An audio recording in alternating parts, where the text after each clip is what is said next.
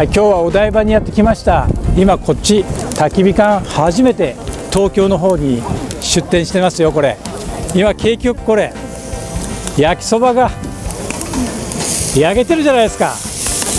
見てみて、この中見てみて、今日も景気よく燃えてますね。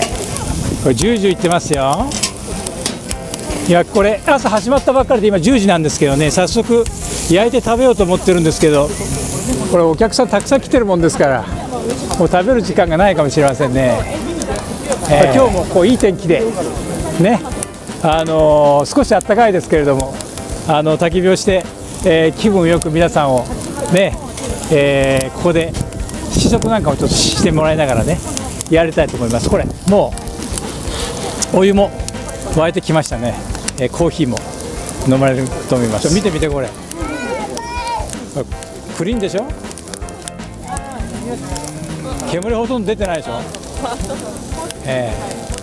今日一日お台場でこの焚き火館で遊びますので、皆さんぜひお楽しみに見ててくださいね。